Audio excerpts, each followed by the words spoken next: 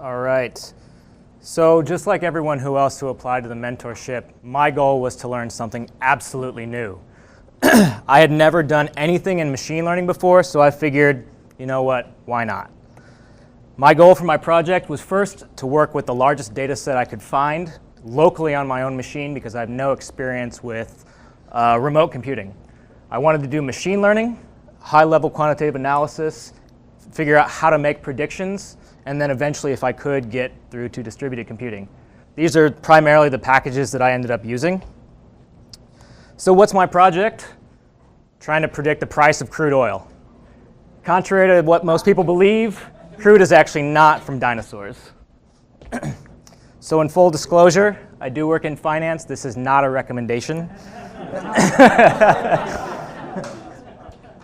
All right, so the main topics of my talk are going to be feature elimination. I said that I was trying to find the largest data set I could find. I actually downloaded the data set from the EIA. It's a government agency that deals directly with energy.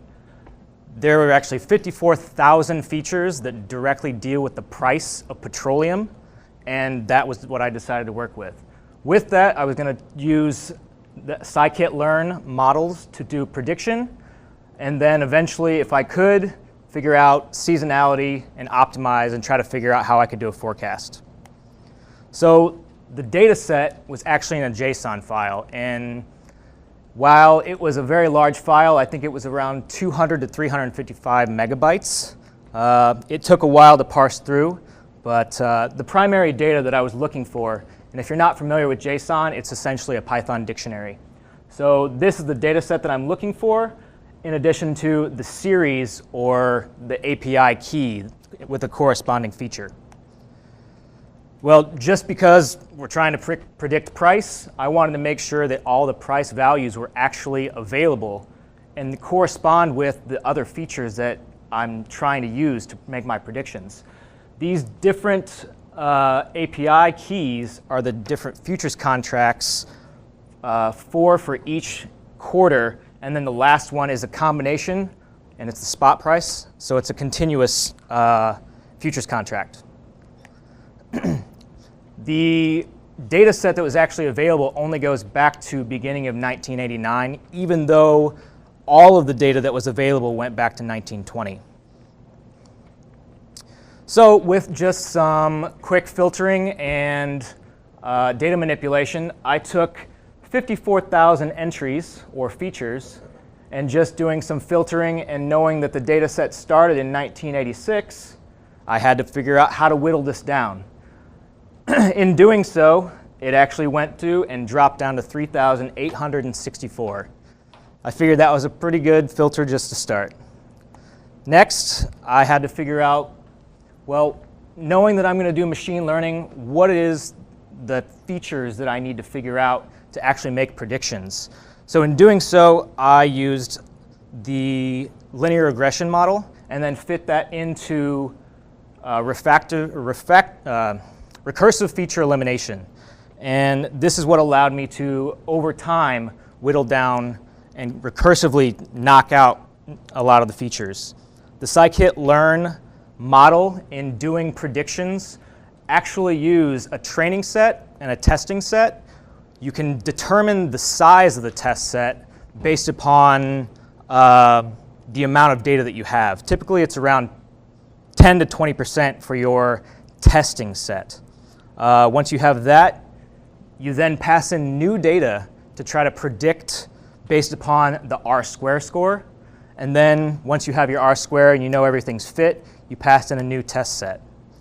So this was the primary module that I used to recursively eliminate features. I took 3,864 down to 20, removing 20 features at a time. It took about 5 minutes. And then I pickled it just so I can then eventually go in, do my assessments later. So here's a picture and graph of the features that I have. Just some information quickly about it. You can see that some of them have to deal with exports or production for tankers, the pipeline, and these seem to have a direct effect on the current price. So just to give you an example of how the train test set works, I created a fake data set, and it goes from the 4th to the 13th. Oh, is that 1, 5? That's 5. Wow. Okay, sorry, I had no idea. All right, so with that, you pass in the training set, fit the model, then you'd pass in a test set. So the dilemma is, well, what do you do when you don't have tomorrow's price? Well, I decided to do looking at trends. So with forecasting, you can look at seasonality because commodities are typically seasonal. So then you can pass in and try to figure out a forecast based upon past months or past year. Just a quick picture about seasonality. And this was the major module that I ended up using. It's seasonality, autoregressive, integrated moving average, I don't remember exactly what the X is. But so for each column, I pass through that model to make a forecast. Well, once that's set, now I have end of month data all the way to November. Once I've done that, pass it back to the linear regression prediction model, and then I predicted the next couple months' prices.